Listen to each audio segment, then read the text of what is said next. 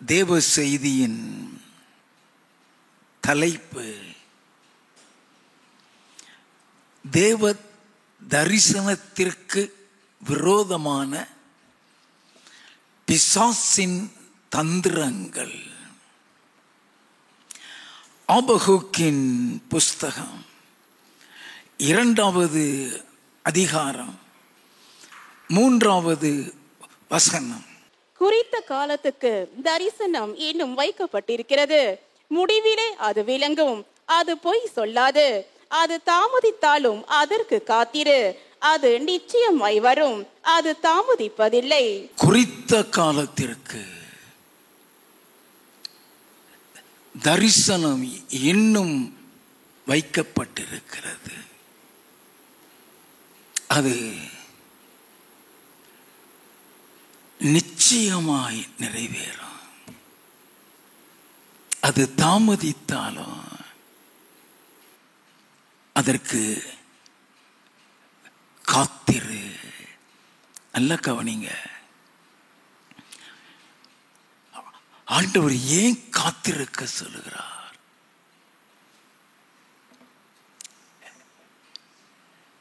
காத்திருன்னு சொல்லும் பொழுது விசுவாசத்தோடு காத்திருக்க வேண்டும், பொறுமையோடு காத்திருக்க வேண்டும், பரிசுத்தத்தோடு காத்திருக்க வேண்டும், ஞானத்தோடு காத்திருக்க வேண்டும். ஏனோ தானோடு நம்ம இருந்தா சாத்தான் சாதாரணமா உன்னை தரிசனத்தில் இருந்து வெளியே கொண்டு போய் விடுவான். நல்லா கவனிக்க வேண்டும். தேவனாகிய கர்த்தர் ஒரு நபரை உலக தோற்றத்திற்கு முன்பே கிறிஸ்துவுக்குள் தெரிந்து கொண்டு அந்த நபர் மீது ஒரு திட்டங்கள், ஒரு தரிசனங்கள் வைக்கிறார்.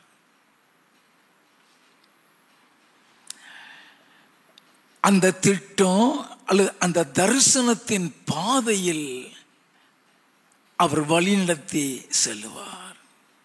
அதனுடைய நோக்கமே பரலோகத்தை சுதந்திரிக்கிறதற்காக. நல்ல கவனிக்க வேண்டும். பிசாசின் தந்திரங்களை நீங்கள் தெரிந்து கொண்டால் மாத்திரமே அந்த தரிசனத்தின் பாதையில் எப்படி நடக்க வேண்டும் என்று வேதத்தில் எழுதியிருக்கிறதோ அதை புரிந்து கொள்ள முடியும். நல்லா தெரிந்து கொள்ள வேண்டும். நாம் அதை ஒவ்வொரு காரியத்தையும் கவனமாக கேட்டுக்கொள்ள வேண்டும்.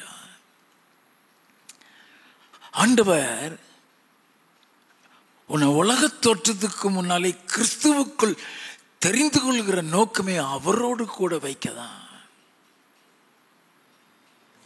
அவரோடு கூட பரலோகத்தில் இருக்கிறதற்கு தான். ஆண்டவர் உன்னை குறித்த ஒரு திட்டம், உன்னை குறித்த ஒரு தரிசனம் வைக்கும் பொழுது அந்த திட்டம், அந்த தரிசனம் பரலோகத்தோடு கூட இணைக்கப்பட்டிருக்கும். அந்த திட்டம், அந்த தரிசனம் பரலோகத்தோடு கூட இணைக்கப்பட்டிருக்காவிட்டால், ஆண்டவர் உன் மீது வைத்திருக்கிற திட்டம், தரிசனம் உலக பிரகாரமாக இருக்குமானால் பிசாசு அதுல தலையிடவே மாட்டான்.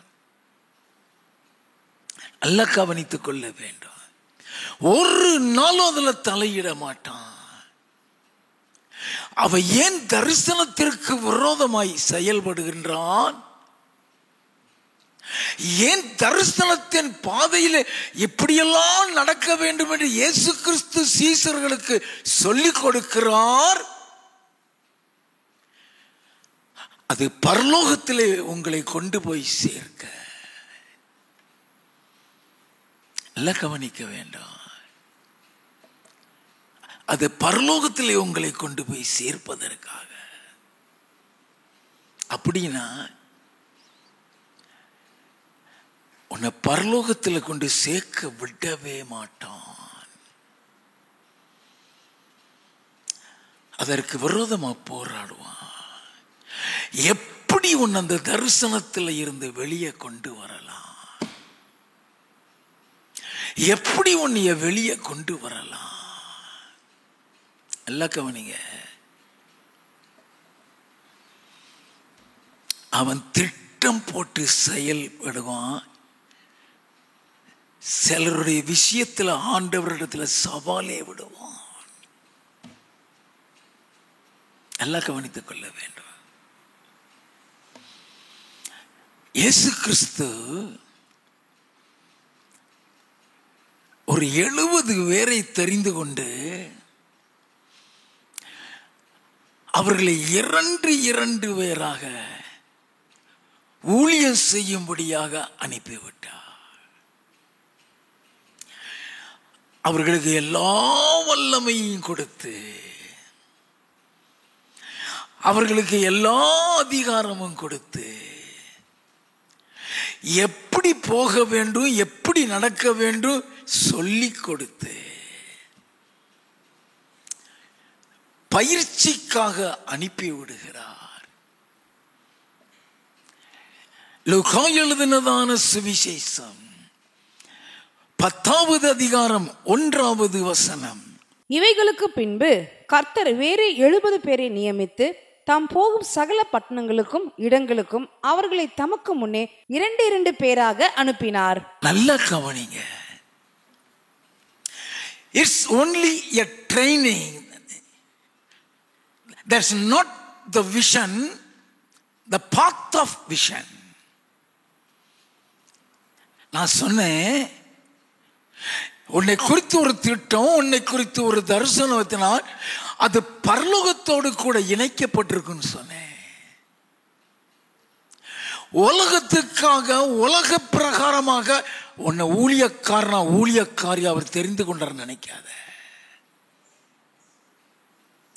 நீயும் பரலோகத்தில் இருக்க வேண்டும் என்பதற்காக தான் இந்த 70 பேரும் போய் எங்க கர்த்தர் செய்த கிரியைகளை பார்த்து சந்தோஷப்பட்டு மகிழ்ச்சியோடு திரும்பி வந்து ஆண்டவரிடத்தில் சொல்றாங்க. 17வது வசனம்.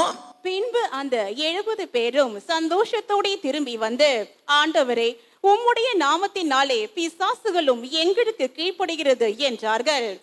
நல்ல கவனிங்க. ஒரே ஆச்சரியம் அவங்களுக்கு. உம்முடைய நாமத்தை சொன்ன உடனே பிசாசுகளும் கீழ்ப்படுகிறது. அப்ப அவங்கிட்ட அவர் என்ன சொன்னார் தெரியுமா? 19வது 20வது வசனங்கள். இதோ சர்ப்பங்களையும் தேள்களையும் மிதிக்கவும் சத்ருவினுடைய சகல வல்லமையும் மேற்கொள்ளவும் உங்களுக்கு அதிகாரம் கொடுக்கிறேன். ஒன்றும் உங்களை சேதப்படுத்த மாட்டாது. பிசாசு ஒன்னு தொட முடியாதுங்கிறாரு. சர்ப்பமும் தேளும் அவன்தான். He has no right to touch you. சொல்லிட்டு சொல்றார், வாசிப்போம். ஆகிலும் ஆவிகள் உங்களுக்கு கீழ்ப்படுகிறதற்காக நீங்கள் சந்தோஷப்படாமல், ஆவிகள் உங்களுக்கு கீழ்ப்படுகிறதற்காக நீங்கள் சந்தோஷப்படாமல், உங்கள் நாமங்கள் பரலோகத்தில் எழுதி இருக்கிறதற்காக சந்தோஷப்படுங்கள் என்றார். You are linked with heaven. நல்லா கவனிங்க. Never lose it அர்த்தம். உன்னை தெரிந்து கொண்டிருக்கிறாரா? உன்னை அழைச்சிருக்கிறாரா? உன் பேரு பரலோகத்தில் எழுதப்பட்டாச்சு. Your name has already been written in heaven. Never lose it. ஒரு பொழுதும் அதை இழந்து விடாதுங்கிறாரு. அதை நினைச்சு சந்தோஷப்படு. இயேசு கிறிஸ்து சொன்னார் சீசர்களுக்கு, யோவான் எழுதின சுவிசேஷம் 14வது அதிகாரம் 2வது 3வது வசனங்கள், என் பிதாவின் வீட்டில் அநேக வாசஸ்தலங்கள் உண்டு, அப்படி இல்லாதிருந்தால் நான் உங்களுக்கு சொல்லி இருப்பேன். ஒரு ஸ்தலத்தை உங்களுக்காக ஆயத்தம் பண்ண போகிறேன். a special mansion for the one who has got the vision of God in their life. யாருடைய வாழ்க்கையிலே தரிசனத்தை வைத்திருக்கிறாரோ அவர்களுக்கென்று ஒரு ஸ்பெஷல் மேன்ஷன். என் பிதாவினுடைய வீட்டில் அநேக வாசஸ்தலங்கள் உண்டு. Countless. There are countless mansions in my father's house. Anna, I'm going to prepare a special for you. உங்களுக்காக ஒன்றை ஆயத்தம் பண்ண போகிறேன். நான் போய் உங்களுக்காக ஸ்தலத்தை ஆயத்தம் பண்ணின பின்பு நான் இருக்கிற இடத்திலே நீங்களும் இருக்கும்படி நான் மறுபடியும் வந்து உங்களை என்னிடத்தில் சேர்த்து கொள்ளுவேன். நல்ல கவனிங்க, நம்ம வசனங்களை எவ்வளவோ வாசிக்கிறோம், அதுல மறைந்திருக்கிற ஆழமான கருத்தை நம்ம புரிஞ்சுக்கிறது இல்லை. அப்படின்னா அவருக்கு ஊழியம் செய்கிறவங்களுக்கு ஒரு விசேஷித்த மனுஷன் உன் மேல தரிசனம் வச்சுட்டாரா? உன்னை குறித்து ஒரு திட்டம் வச்சுட்டாரா? அவரோடு கூட இருக்கு. அப்படின்னா அந்த தரிசனத்துக்கு அவர் எவ்வளவு முக்கியத்துவம் கொடுக்காருங்கிறது நம்ம புரிஞ்சுக்கிடணும். பிசாசு ஓடிருச்சுன்னு சொல்லி சந்தோஷப்படுறாத, உன் பேர் அங்க எழுதிருக்குங்கிறத நினைச்சு சந்தோஷப்படு. அப்படி நினைச்சு ஓடு, அப்படி நினைச்சு முன்னேறு. நல்லா கவனிங்க. அப்படின்னா அந்த ஊழியத்துக்கு பரலோகத்துக்கும் என்ன தொடர்பு? அந்த ஊழியத்துக்கு அவர் கொடுக்கிற மதிப்பு என்ன?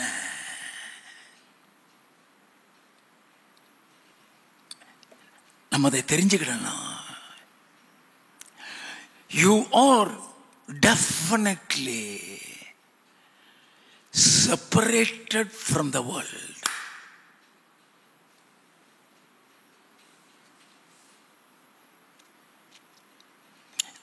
நல்லா கவனிக்க வேண்டும். லூக்கா எழுதின சுவிசேஷம் 9வது அதிகாரம் 59வது வசனத்தில் இருந்து, வேறொருவனை அவர் நோக்கி என்னை பின்பற்றி வா என்றார். It's a calling. அழைச்சிட்டாருன்னா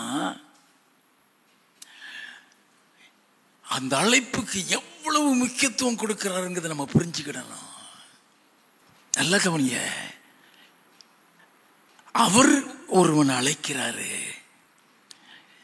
என்னை பின்பற்றி வா, ஃபாலோ மீ, ஊழியம் செய்ய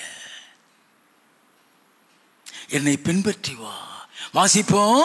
அதற்கு அவன், ஆண்டவரே, முன்பு நான் போய் என் தகப்பனை அடக்கம் பண்ண எனக்கு உத்தரவு கொடுக்க வேண்டும் என்றான். நல்ல கவனிங்க, அவன் இப்பயோ நாளைக்கோ சாகுறாக்கள் இருக்கான். ஒரேடியா அவன் அடக்கம் பண்ணிட்டு வந்துடுறான்டவரே. என்ன சொன்னாரு? வாசிப்போம். அதற்கு இயேசு, மரித்தோர் தங்கள் மரித்தோரை அடக்கம் பண்ணட்டும். மரித்தோர் தங்கள் மரித்தோரை அடக்கம் பண்ணட்டும். அவன் உலகத்தான், அவன் அடக்கம் பண்ண உலகத்தான் இருக்கிறான். வாசிப்போம். நீ போய் தேவனுடைய ராஜ்யத்தை குறித்து பிரசங்கி என்றார். அதுக்கு மதிப்பு கொடுக்கல ஆண்டவரே, அதுக்கு முக்கியத்துவம் கொடுக்கல ஆண்டவரே. ஏன் அதுக்கு முக்கியத்துவம் கொடுக்கல? நல்லா தெரிந்து கொள்ள வேண்டும். மத்தேயு எழுதின சுவிசேஷம் 10வது அதிகாரம் 37வது வசனம். தகப்பனையாவது தாயையாவது என்னிலும் அதிகமாய் நேசிக்கிறவன் எனக்கு பாத்திரன் அல்ல. தகப்பனையாவது தாயையாவது என்னிலும் அதிகமாய் நேசிக்கிறவன் எனக்கு பாத்திரன் அல்ல. மகனையாவது மகளையாவது என்னிலும் அதிகமாய் நேசிக்கிறவன் எனக்கு பாத்திரன் அல்ல.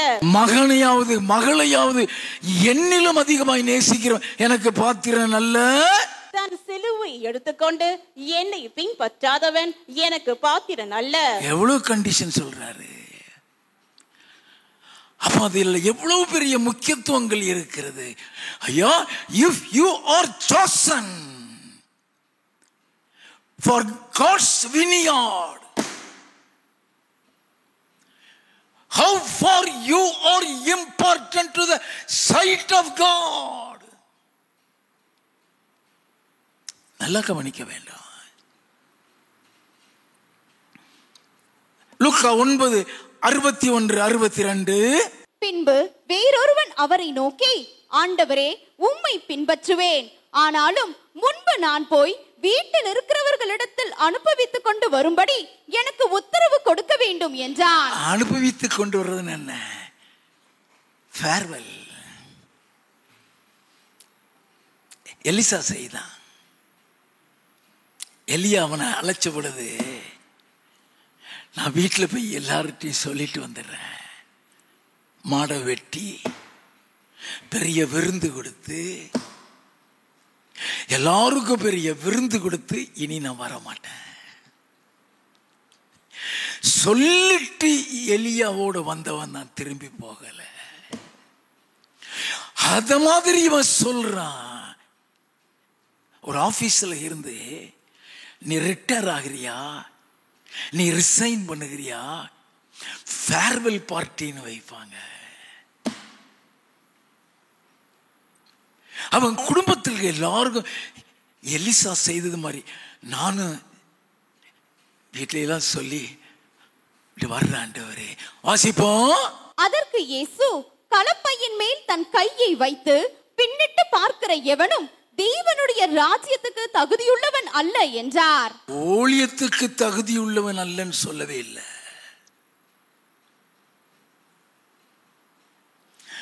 ஊழியத்துக்கு தகுதியுள்ளவன் சொல்லவே அல்ல.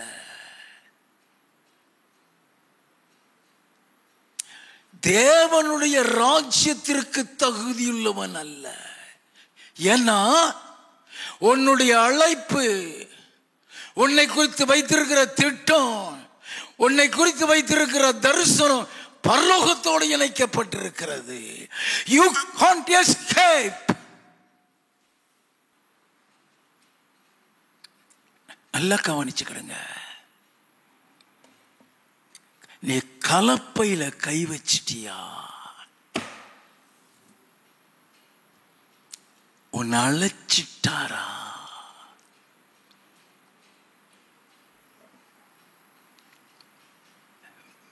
பின்னால திரும்பி பார்க்க முடியாது. பின்னால திரும்பி பார்க்க முடியாது. நல்லா கவனித்துக் கொள்ள வேண்டும். 1 கொரிந்தியரின் புஸ்தகம் 9வது அதிகாரம் 16வது வசனம். சுவிசேஷத்தை நான் பிரசங்கித்து வந்தும் மேன்மை பாராட்ட எனக்கு இடமில்லை. சுவிசேஷத்தை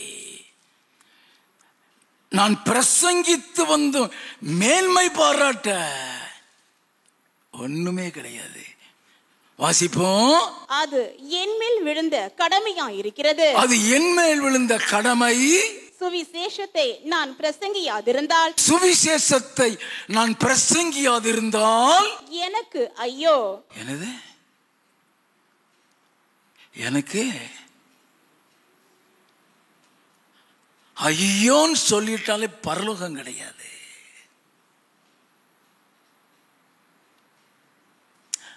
ஐயோன்னு சொல்லிட்டாலே பரலோகம் கிடையாது. 27வது வசனம், மற்றவர்களுக்கு பிரசங்கம் பண்ணுகிற நான் தானே ஆகாதவனை போகாத படிக்கு என் சரீரத்தை ஒடுக்கி கீழ்ப்படுத்துகிறேன். என்ன சொல்றான்? என்ன பிசாசு தூக்கி வெளியே போட்டுறக்கூடாது. மற்றவர்களுக்கு பிரசங்கம் என்ற நான் ஆகாதவனாய் போகாதபடிக்கு என் சரீரத்தை ஒடுக்கி கீழ்ப்படுத்துகிறேன்னா அவனுக்காகவே பல நாள் உபவாசம் இருக்கிறான்னு அர்த்தம். எல்லாம் கவனித்துக் கொள்ளுங்க. மத்தேயு எழுதின சுவிசேஷம் 16வது அதிகாரம் 26, 27 வசனங்கள். மனுஷன் உலகம் முழுவதையும் ஆதாயப்படுத்தி கொண்டாலும் தன் ஜீவனை நஷ்டப்படுத்தினால் அவனுக்கு லாபம் என்ன? மனுஷன் தன் ஜீவனுக்கு ஈடாக எண்ணத்தை கொடுப்பான். மனுஷன் உலகம் முழுவதையும் ஆதாயப்படுத்தினாலும் தன் ஜீவனை நஷ்டப்படுத்தினான் அவனுக்கு லாபம் என்ன? தன் ஜீவனுக்கு ஈடா எண்ணத்தை கொடுப்பான். எதையுமே நீ கொடுக்க முடியாது. வாசிப்போம்.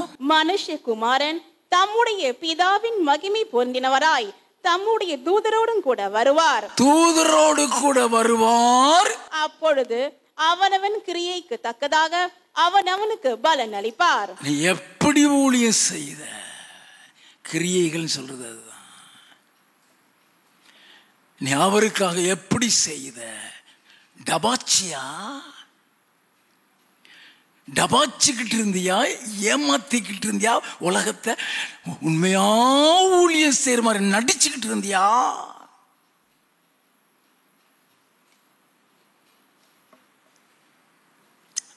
அங்க நியாய தீர்ப்பு உண்டு. அங்க நியாய தீர்ப்பு உண்டு. நல்லா கவனிங்க. தேவனுடைய திட்டம், தேவனுடைய தரிசனம், தேவனுடைய அழைப்பு உன் மீது இருந்தா அது பரலோகத்தோடு இணைக்கப்பட்டிருக்கும்.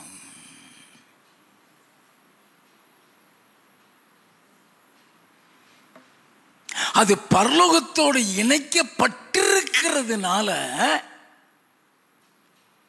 உன்னை பரலோகத்துக்கு போக விடாம ஆக்கணும்னா தரிசனத்துல இருந்துதான் வெளியே வர வைப்பான். எல்லாம் கவனிக்க வேண்டாம். அந்த தரிசனத்துல இருந்துதான் வெளியே வர வைப்பான். அதனாலதான் சொல்ல, நான் சுவிசேஷத்தை பிரசங்கிக்காவிட்டால் எனக்கு ஐயோ. பல பாடுகளுக்கு மத்தியில போனவன், அடிச்சு நொறுக்கப்பட்டவன், 39 அடியாக 5 தடவை சாட்டையால் அடிச்சு இழுக்கப்பட்டவன் ஏன் வெளியே போகல? பரலோகத்தை இழந்துருவாங்க. மோசே என் வீட்டில் எங்கும் உண்மை இல்லைன்னு சொன்னாரே, அந்த உண்மை என்ன தெரியுமா?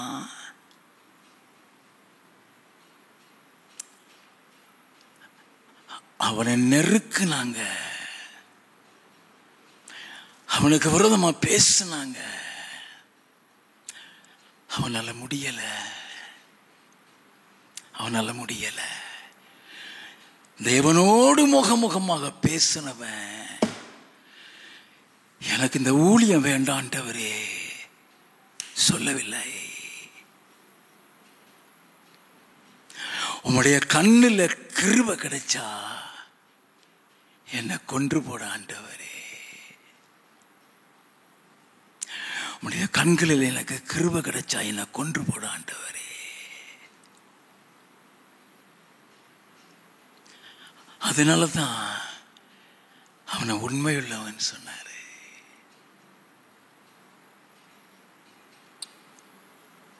நல்லா கவனிங்க.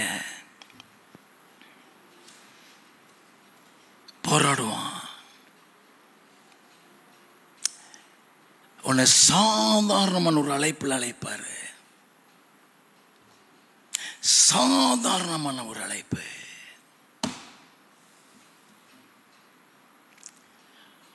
ஓம் பார்வையில் அது சாதாரணம்,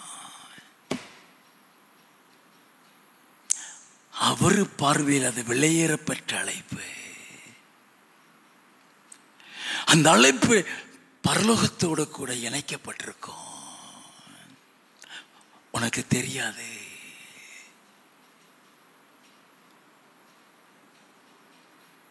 வேதத்தில் பல பரிசுத்தவான்கள் மீது திட்டங்கள், தரிசனங்கள் வைத்திருந்தாரு. அந்த திட்டம், அந்த தரிசனம் பரலோகத்தோடு கூட இணைக்கப்பட்டிருந்தது. அது பரலோகத்தோடு கூட இணைக்கப்பட்டதுனால அந்த திட்டம், அந்த தரிசனம் நிறைவேறாம இருக்கிறதற்கு அந்த தரிசனத்தின் பாதையில் பிசாசு போராடினான்.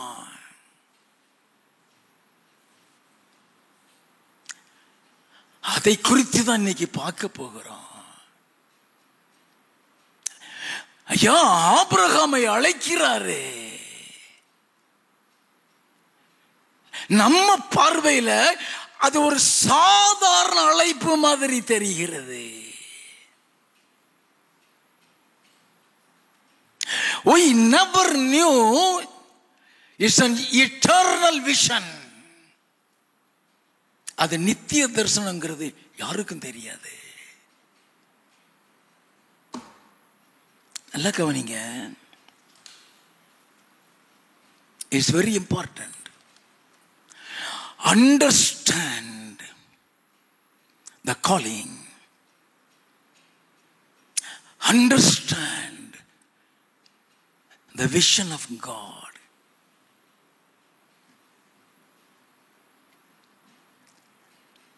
ஆதியாகமம் 12வது அதிகாரம் 1, 2 வசனங்கள். கர்த்தர் ஆபிராமை நோக்கி, நீ உன் தேசத்தையும் உன் இனத்தையும் உன் தகப்பனுடைய வீட்டையும் விட்டு புறப்பட்டு நான் உனக்கு காண்பிக்கும் தேசத்துக்கு போ. நான் உன்னை பெரிய ஜாதியாக்கி உன்னை ஆசீர்வதித்து உன் பேரை பெருமைப்படுத்துவேன். நீ ஆசீர்வாதமாயிருப்பாய். இது சாதாரண ஒரு அழைப்பு மாதிரி இருக்கு. இது ஒரு சாதாரண அழைப்பு மாதிரி இருக்கிறது. We never knew the value and the preciousness of this calling. நல்லா கவனிங்க. இந்த அழைப்பு பரலோகத்தோடு இணைக்கப்பட்டிருக்குது. அது ஆபிரகாமுக்கு தெரிஞ்சுதான் வெளியே வர்றான். 4வது வசனம்.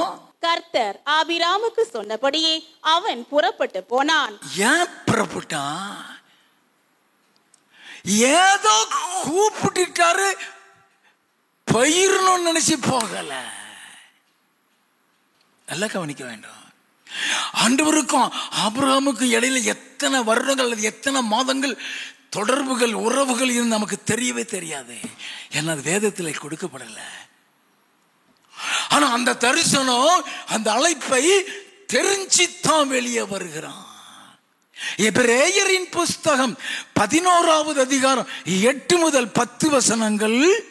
விசுவாசத்தினாலே ஆபிரகாம் தான் சுதந்திரமாக பெறப்போகிற இடத்திற்கு போகும்படி அழைக்கப்பட்ட போது கீழ்ப்படிந்து தான் போகும் இடம் இன்னதென்று அறியாமல் புறப்பட்டு போனான். நான் போற இடம் எங்க போறேன்னே தெரியாது. எந்த இடத்துக்கு கூப்பிடுறாருங்கிறது தெரியாது. ஆனா எதுக்கு கூப்பிடுறாருன்னு தெரியும்.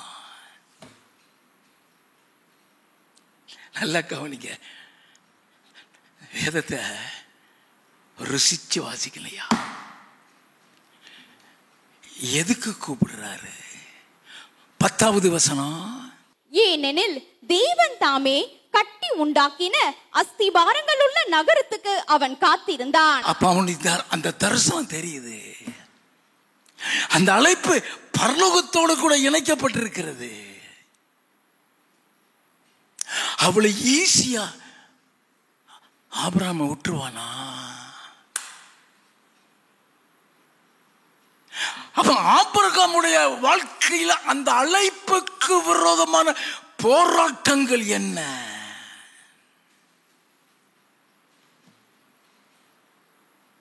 How far the Lord was with Abraham and helped him to overcome every situation of Satan's cunningness.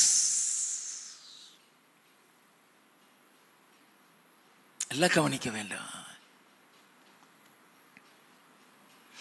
ஆதியாகமம் 12வது அதிகாரம் 7வது வசனத்தில் இருந்து, கர்த்தர் ஆபிராமுக்கு தரிசனமாகி உன் சந்ததிக்கு இந்த தேசத்தை கொடுப்பேன் என்றார். உன் சந்ததிக்கு இந்த தேசத்தை கொடுப்பேன் என்றார்.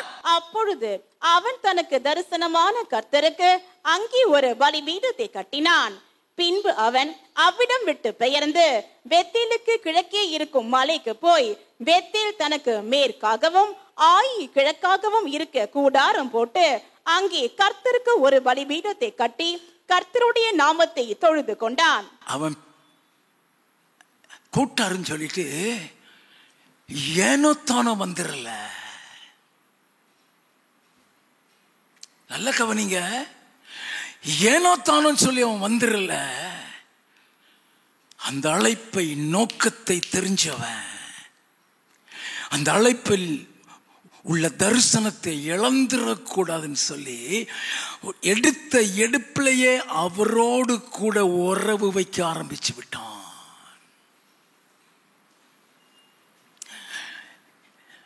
நல்லா கவனிங்க, உன்னுடைய ஜப வாழ்க்கை தான் அவருக்குள்ள நிலைச்சிருக்க வைக்கும். உன்னுடைய ஜப வாழ்க்கை தான் உன் தரிசனத்துக்குள்ள உன்னை கொண்டு போய் வழி நடத்தும். அந்த ஜப வாழ்க்கை உனக்குள்ள இருந்ததுன்னா சாத்தான் உன்னை ஒண்ணுமே செய்ய முடியாது. நல்லா கவனிக்க வேண்டும். 9-10 வாசிங்களேன். அதன் பின் ஆபிராம் புறப்பட்டு தெற்கே பிரயாணம் பண்ணி கொண்டு போனான். அத்தேசத்திலே பஞ்சம் உண்டாயிற்று. பஞ்சம் வந்துருச்சு, அங்க இருந்ததுனால பஞ்சம் வந்துருச்சு. நல்லா கவனிங்க, தரிசனத்திற்கு விரோதமான போராட்டம் அது. நான் உன்னை ஆசீர்வதிப்பேன் பாருந்தானப்பா சொல்லி கொண்டு வந்தாரு. நீ ஆசீர்வாதமாக இருப்பேன் தானே சொல்லிட்டு வந்தாரு. பஞ்சத்தை சந்திக்கிறானே.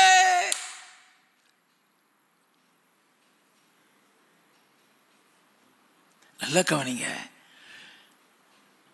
ஆபிரகாம் வாழ்க்கையில போராட்டம் எப்படிலாம் வந்துச்சு பார்க்கணும். பஞ்சம் வந்தவுடன் அந்த இடத்தை விட்டு கிளம்புறான். வாசிப்போம். தேசத்திலே பஞ்சம் கொடிதா இருந்தபடியால் ஆபிராம் எகிப்து தேசத்திலே தங்கும்படி அவ்விடத்துக்கு போனான். எகிப்துல தங்கும்படி போயிட்டான். ஏன்னா அங்க பஞ்சம் கொடுமையா இருக்கு. அந்த பஞ்சத்துல கூட ஆசீர்வதிப்பேன் சொன்னீங்களே ஆண்டவரே, ஏன் பஞ்சம்னு கேட்கல?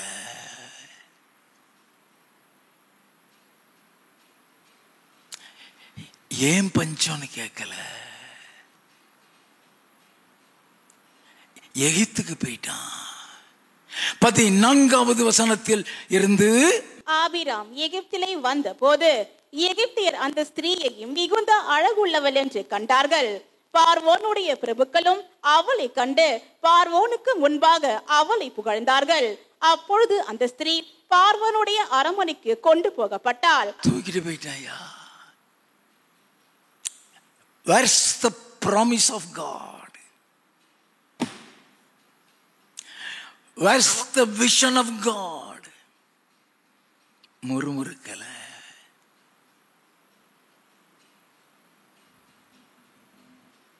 ஆண்டவர்கிட்ட போய் புலம்பல.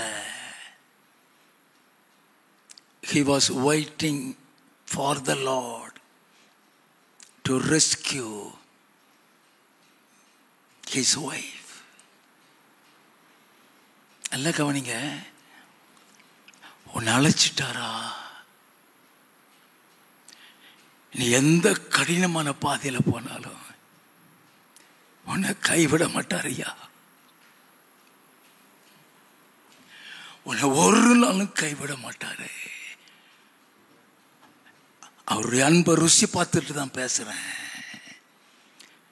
ஒரு நாளும் கைவிட மாட்டாரு. உலகம் எதிர்த்து நிற்கும், உலகம் உனக்கு விரோதமாய் பேசும்.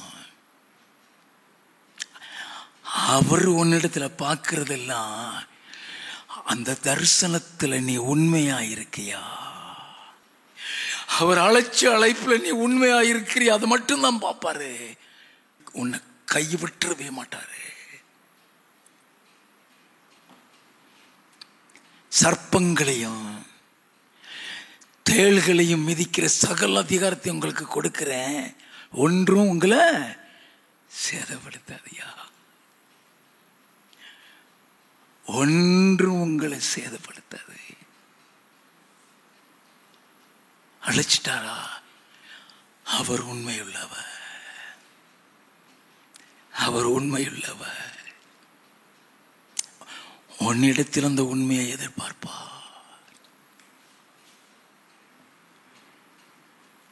நல்லா கவனித்துக் கொள்ளுங்க. 17வது வசனம். ஆபிராமுடைய மனைவியாகிய சாராயின் நிமித்தம் கர்த்தர் பார்வோனையும் அவன் வீட்டாரையும் மகாவாதைகளால் வாதித்தார். மகாவாதை விட்டுட்டாரா? கைவிட்டுட்டாரா? அழைச்சிட்டாருன்னு அவர் உண்மையுள்ளவரியா? அழைச்சிட்டாருன்னு அவர் உண்மையுள்ளவர். கைவிட மாட்டாரு. அவமானம் உண்டு,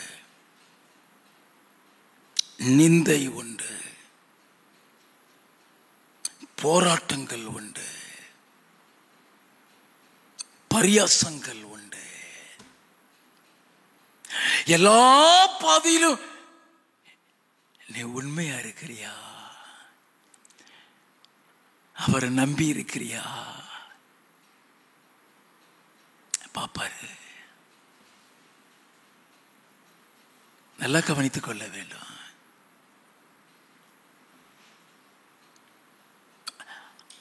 மகாவாதையால வாதிச்சார்ல, சாரால மட்டும் கொண்டு வந்து கொடுத்தான்னு நினைக்காதீங்க. அவனுக்கு வேண்டியதெல்லாம் கொடுத்து கும்பிடு போட்டு அனுப்பிட்டான். கும்பிடு போட்டு அவரு கூட இருக்காங்கிறத நிரூபிப்பாரியா. அது யாகமம் 13வது அதிகாரம் 5வது வசனத்தில் இருந்து. ஆபிராம் உடனே வந்த லோத்துக்கும் ஆடு மாடுகளும் கூடாரங்களும் இருந்தன. அவர்கள் ஒருமித்து குடியிருக்க அந்த பூமி அவர்களை தாங்க கூடாதிருந்தது. அவர்களுடைய ஆஸ்தி மிகுதியா இருந்தபடியால் அவர்கள் ஒருமித்து வாசம் பண்ண ஏதுவில்லாமற் போயிற்று. ஆபிராமுடைய மந்தை மேய்ப்பருக்கும் லோத்துடைய மந்தை மேய்ப்பருக்கும் வாக்குவாதம் உண்டாயிற்று. நல்ல கவனிங்க. பிள்ளைய மாதிரி பார்த்தாங்க. லோத்த கூட பிறந்தவன் மாதிரி பார்க்கல. லோத்த உறவின மாதிரி ஆபிரகாம் பார்க்கவில்லை. அவங்க தகப்பையே தேராக இறந்துட்டாரு. இவனுக்கு அவன் தகப்பனா மாறிட்டான்.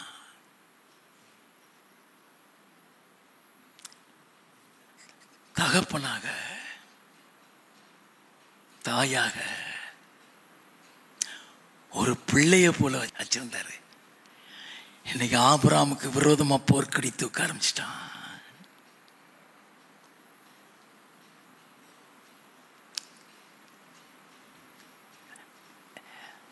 ஐயா, இவன் ஆசீர்வாதமே ஆபிரகாம் வச்சுதான். இவன் செல்வமே ஆபிரகாம் வச்சுதான். நல்லா கவனிங்க. ஆபிரகாம்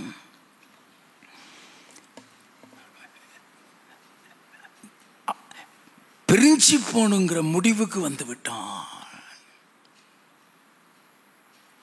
ஆபிரகாம் அனுப்பல. Note the point. ஆபிரகாம் அனுப்பல. இவர்களுக்குள்ள வாக்குவாதம் வந்து விட்டது. பிரிஞ்சு போகணுங்கிற முடிவு வந்த உடனே தான் ஆபிரகாம் சொல்றான். 8வது 9வது வசனங்கள். ஆபிராம் லோத்தை நோக்கி, எனக்கும் உனக்கும் என் மெய்ப்பொருக்கும் உன் மெய்ப்பொருக்கும் வாக்குவாதம் வேண்டாம். வாக்குவாதம் வேண்டாம். நாம் சகோதரர். நாம் சகோதரர். இந்த தேசம் எல்லாம் உனக்கு முன் இருக்கிறது அல்லவா? உனக்கு முன்பாக தேசம் முழுவதும் இருக்குப்பா. What a beautiful. நல்ல கவனிங்க. When you are led by the Spirit of the Lord in the path of vision of God,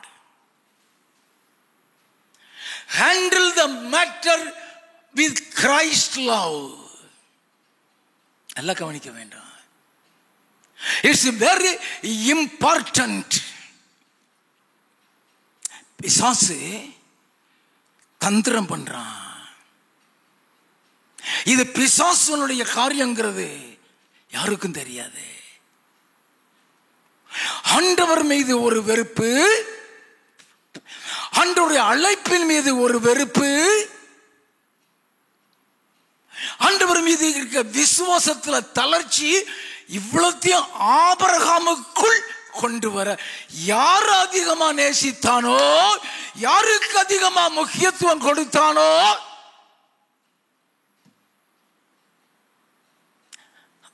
அவன் இன்னைக்கு இவனுக்கு விரோதமா கொடி பிடிக்கிறான். நல்ல கவனிங்க.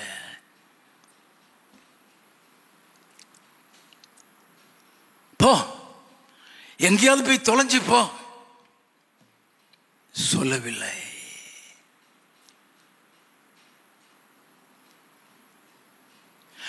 ஒன்ன போய் கூட்டிட்டு வந்த பாரு.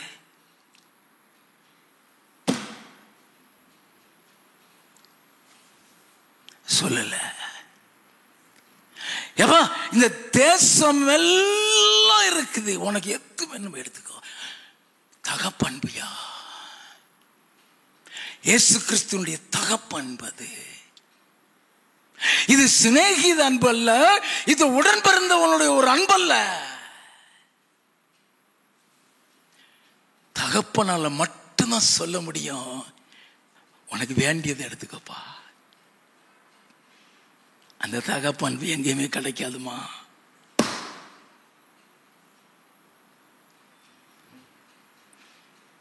நல்ல கவனிங்க. தகப்பனுடைய அன்பை காட்டுறான். யாரு வெக்கப்பட்டு போக செஞ்சான் தெரியுமா? இவனை தரிசனத்துல இருந்து வெளியே கொண்டு வரணும்னு நினைச்ச பிசாசு வெட்கப்பட்டு போகும்படி செய்கிறான்.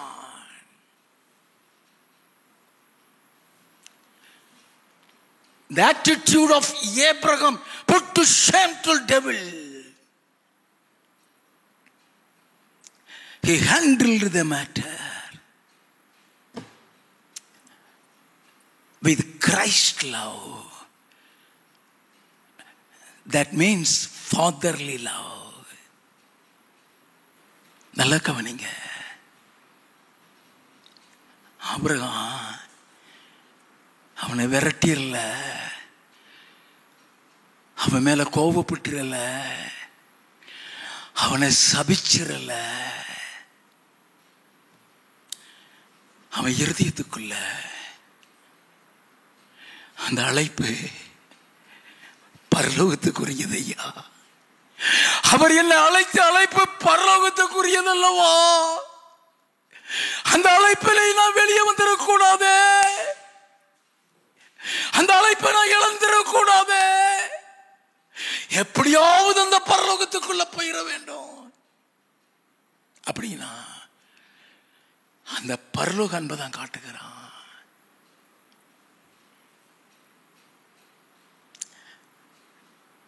சோதோம்ல யுத்தம் வந்து லோத்தை பிடிச்சிட்டு போயிட்டான். தெரிஞ்ச உடனே இருதயம்லாம் துடிச்சிட்டு ஓடுனானே. தகப்பனுடைய அன்பு. உன் பிள்ளைக்கு ஒண்ணுன்னா தாங்கிருவியாடா? அது ஆபிரகாம்னால தாங்க முடியலையா? அது ஆபிரகாம்னால தாங்க முடியல. அது தகப்பனுடைய அன்பு. No one knows. No one knows the fatherly love. நல்லா கவனித்துக் கொள்ள வேண்டும். நீ எந்த பக்கம் போகிறியோ அதுக்கு ஆப்போசிட் பக்கம் நான் போறேன்பா. வாசிப்போம். நீ என்னை விட்டு பிரிந்து போகலாம். நீ இடது புறம் போனால் நான் வலது புறம் போகிறேன். நீ வலது புறம் போனால் நான் இடது புறம் போகிறேன் என்றான். அப்பொழுது லோத்து தன் கண்களை ஏறெடுத்து பார்த்து யோர்தான் நதிக்கு அருகான சமபூமி முழுவதும் நீர்வளம் பொருந்தினதா இருக்க கண்டான். இவன்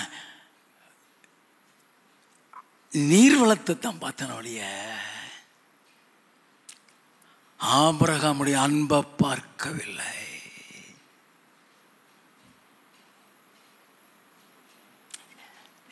யாருக்கு அந்த அன்பு இருக்குன்னு தெரியுமா? நீ கர்த்தரோடு இசைந்திருந்தா மட்டும்தான் அந்த அன்பு இருக்கும். நீ கர்த்தரோடு ஒட்டி இருந்தீங்கன்னா தான் அந்த அன்பு இருக்கும். இதுல யாரு போலி யாரு உண்மை கண்டுபிடிக்கக்கூடிய சந்தர்ப்பம்.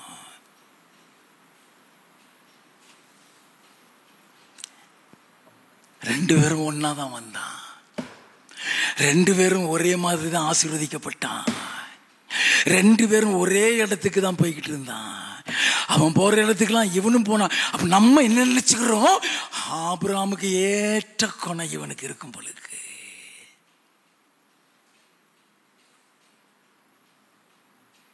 நல்லா கவனிக்க வேண்டும். 11வது வசனம்.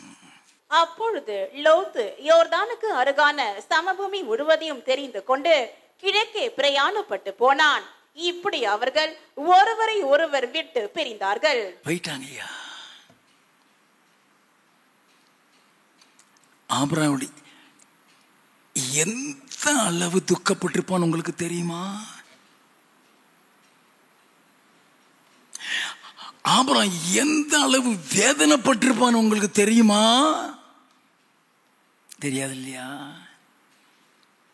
It is written in the Bible. எந்த அளவு ஆபிரகாமுடைய இருதயம் உடைஞ்சிருந்தால் கர்த்தர் இறங்கி வந்து நிற்பாரு. எந்த அளவு ஆபிரகாமுடைய இருதயம் அழுதுனா கர்த்தர் இறங்கி வந்து நிற்பாரு.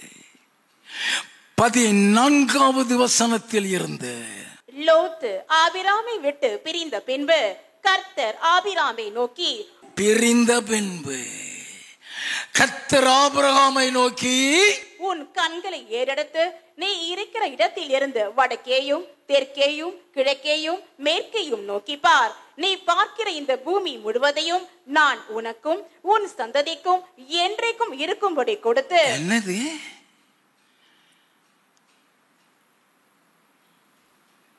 அந்த தேசத்தையே கையில கொடுத்துட்டாரு.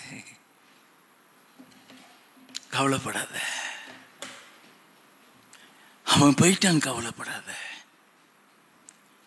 போனது போனதுதான்.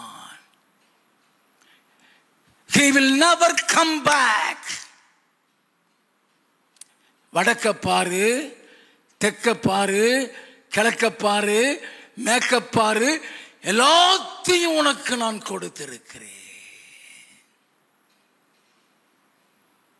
The comforting word. The comforting word.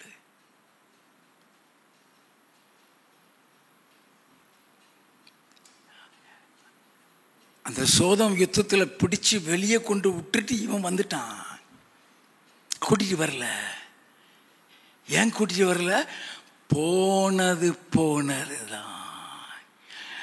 தரிசனத்தை விட்டு வெளியே போயாச்சுன்னா போனதுதான்.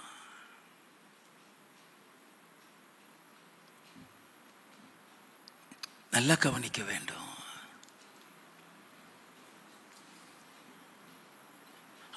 அதனாலதான் ஆபிரகாமே அவன் போயிட்டான்னு சொல்லி கவலைப்படாத. அவனை நினைச்சு புலம்பாத. நான் உன் கூட இருக்கேன். நான் உன் கூட இருக்கேன். எல்லாம் கவனிங்க. ஆபிரகாமுடைய வாழ்க்கை தரிசனத்துக்கு விரோதமான போராட்டங்கள். அவ்வளவு ஈஸியா ஆண்டவருடைய திட்டம் தரிசனத்தை நிறைவேற்ற விட மாட்டான். ஆதியாகமம் 20வது அதிகாரம் 1 முதல் 3 வசனங்கள். ஆபிரகாம் அவ்விடம் விட்டு தென் தேசத்திற்கு பிரயாணம் பண்ணி காதேசுக்கும் சூருக்கும் நடுவாக குடியேறி கேராரிலே தங்கினான். அங்கே ஆபிரகாம் தன் மனைவியாகிய சாராளை தன் சகோதரி என்று சொன்னதினாலே கேராரின் ராஜாவாகிய அபிமெலேக்கு ஆள் அனுப்பி சாராளை அழைப்பித்தான். தேவன் இரவிலே அபிமெலேக்குக்கு சொப்பனத்தில் தோன்றி நீ அழைப்பித்த ஸ்திரீ நிமித்தம் நீ செத்தாய். அந்த கைவிடுறா. தரிசனத்துக்கு விரோதமான போராட்டம். எகிப்துல தான் தூக்கிட்டு போனான்னு சொன்னா கேரளாலையும் தூக்கிட்டு போயிட்டான். உன்னை வெளியில கொண்டு வர்றதுக்கு போராடுவான். வெளியே கொண்டு வர்றதுக்கு போராடுவான். மன உளைச்சலை கொடுப்பான். ஒரு சமாதானத்தை எடுத்துருவான். Unexpected struggles in your life. உன் வாழ்க்கையில வருகிற சகல போராட்டங்களும் உன்னை தரிசனத்திலிருந்து வெளியே கொண்டு வர.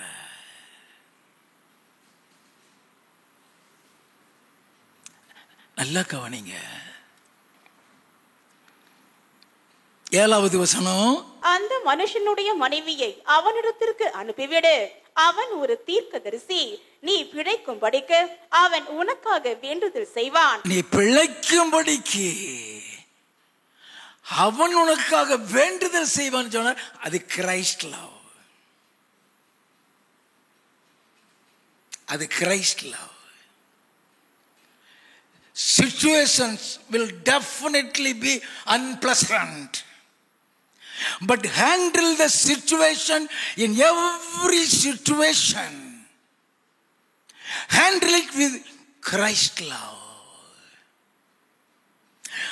அது இயேசு கிறிஸ்துவினுடைய அன்பு மூலமாக தான் அதை டீல் பண்ண வேண்டும். எல்லாம் கவனிங்க. அதை இயேசு கிறிஸ்துவின் அன்புல தான் டீல் பண்ண வேண்டும். வெட்டுனமா, துண்டாக்கிட்டமா, தூக்கி வீசிட்டோமான்னு இருக்கக்கூடாது. ஆபிரகாம் என்ன செய்தான்? ஆதியாகமம் 20வது அதிகாரம் 17வது 18வது வசனங்கள். ஆபிரகாம் உடைய மனைவியாகிய சாராளை நிமித்தம் கர்த்தர் அபிமெலேக்குடைய வீட்டாரின் கற்பங்களை எல்லாம் அடைத்திருந்தபடியால் ஆபிரகாம் தேவனை நோக்கி வேண்டிக் கொண்டான். அப்பொழுது தேவன் அபிமெலேக்கையும் அவன் மனைவியையும் அவன் வேலைக்காரிகளையும் குணமாக்கி பிள்ளை பெறும்படி அனுக்கிரகம் பண்ணினார். பொண்டாட்டியை தூக்கிட்டு போன குடும்பத்துக்கு ஜெபிக்கிறான் ஐயா. அதான் கிறிஸ்துவின் அன்பு. அது தகப்பனின் அன்பு.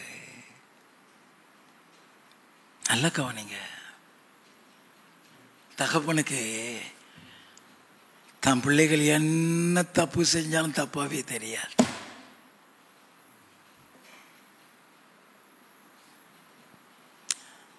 அடுத்தவ மண் குடம் உடைச்சா பொன் குடம் உடைஞ்சது மாதிரியே பண்ணுவாங்க. பெத்த பெத்த பிள்ளை பொன் கொடுத்தே உடைச்சிட்டா அதெல்லாம் நத்திங்கம்மா, கவலைப்படாத. ரெண்டுக்கும் வித்தியாசம் அதுதான். நல்லா கவனித்துக் கொள்ள வேண்டும். இது வரைக்கும் பிசாசு போராடலாம். நீ பரலோகத்துக்கு போகணும். நீ நம்பித்தானே அழைப்புக்குள்ள வந்த. பரலோகத்தை மையமா வச்சுத்தானே அந்த அழைப்புக்கு இணங்கின. அப்படின்னா உன்னுடைய விசுவாசம், நீ தேவன் மீது வைத்த நம்பிக்கை, அந்த அழைப்புல நீ எந்த அளவுல உண்மையா இருக்க சோதிப்பாரு. யாக்கோபின் புஸ்தகம் 1வது அதிகாரம் 12வது வசனம். சோதனையை சகிக்கிற மனுஷன் பாக்கியவான். சோதனையை சகிக்கிற மனுஷன் பாக்கியவான். அவன் உத்தமன் என்று விளங்கின பின்பு கர்த்தர் தம்மிடத்தில் அன்பு கூறுகிறவர்களுக்கு வாக்குத்தத்தம் பண்ணின ஜீவ கிரீடத்தை பெறுவான். நல்ல கவனிங்க. என்னது? ஜீவ கிரீடம். அப்படின்னா உன்னை சோதனையின் பாதையில கொண்டு போவாரு. நீ நிலைச்சிருக்கிறியா? அந்த சோதனையை நீ ஜெயிக்கிறியா?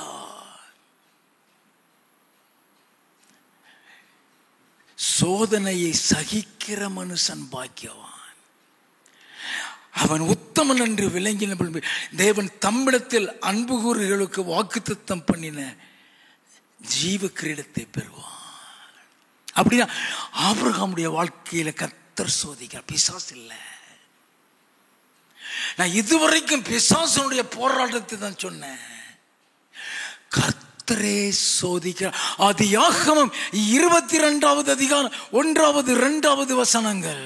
இந்த காரியங்கள் நடந்த பின்பு தேவன் ஆபிரகாமை சோதித்தார். எப்படி எனில் அவர் அவனை நோக்கி ஆபிரகாமே என்றார். அவன் இதோ அடியேன் என்றான். அப்பொழுது அவர் உன் புத்திரனும் உன் ஏகசுதனும் உன் நேசகுமாரனுமாகிய ஈசாக்கை நீ இப்பொழுது அழைத்துக் கொண்டு மோரியா தேசத்துக்கு போய் அங்கே நான் உனக்கு குறிக்கும் மலைகள் ஒன்றின் மேல் அவனை தகன பலியாக பலியிடு என்றார். முடியுமா?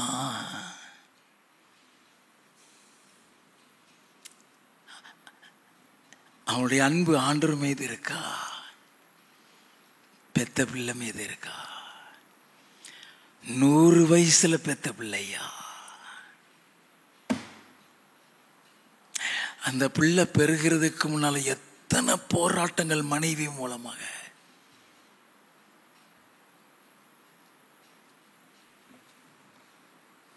அந்த பிள்ளைய பலியிட சொல்றாரு. 10வது வசனத்தில் இருந்து, பின்பு ஆபிரகாம் தன் குமாரனை வெட்டும்படிக்கு தன் கையை நீட்டி கத்தியை எடுத்தான்.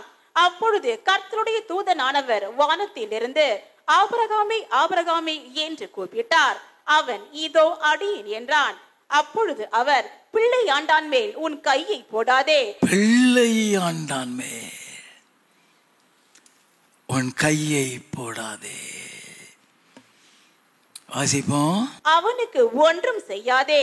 நீ அவனை உன் புத்திரன் என்றும் உன் ஏகசுதன் என்றும் பாராமல் எனக்காக ஒப்பு கொடுத்தபடியினால் நீ தேவனுக்கு பயப்படுகிறவன் என்று இப்பொழுது அறிந்திருக்கிறேன் என்றார். தேவனுக்கு பயப்படுகிறவன் இப்ப அறிஞ்சிருக்கிறேன்.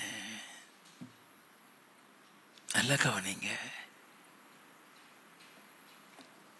அந்த சோதனையிலையும் ஆபிரகாம் ஜெயிச்சிட்டான். ஆதியாகமம் 25வது அதிகாரம் 7வது 8வது வசனங்கள். ஆபிரகாம் உயிரோடு இருந்த ஆயுசு நாட்கள் 175 வருஷம். பிற்பாடு ஆபிரகாம் நல்ல நரை வயதிலும் முதிர்ந்து பூரண ஆயுசிலும் பிராணன் போய் மரித்து தன் ஜனத்தாரோடு சேர்க்கப்பட்டான். ஆபிரகாம் மரித்து விட்டான். அவனுடைய தரிசனம், அவனுடைய அழைப்பு பரலோகத்தோடு இணைக்கப்பட்டிருந்தது. மத்தேயு எழுதின சுவிசேஷம் 8வது அதிகாரம் 11வது வசனம். அநேகர் கிழக்கிலும் மேற்கிலும் இருந்து வந்து பரலோக ராஜ்யத்தில் ஆபிரகாம், ஈசாக்கு, யாக்கோபு என்பவர்களோட பந்தி இருப்பார்கள். நல்லா கவனிங்க. இப்ப ஆபிரகாம் பரலோகத்தில் இருக்கிறான். எதற்கு தரிசனம்? ஏன் அழைப்பு? குறித்த காலத்திற்கு தரிசனம் இன்னும் வைக்கப்பட்டிருக்கிறது. முடிவிலே அது விளங்கும். அது பொய் சொல்லாது. அது தாமதித்தாலும் காத்திரு, அது தாமதிப்பதில்லை, நிச்சயமாய் நிறைவேறும். அல்லேலூயா.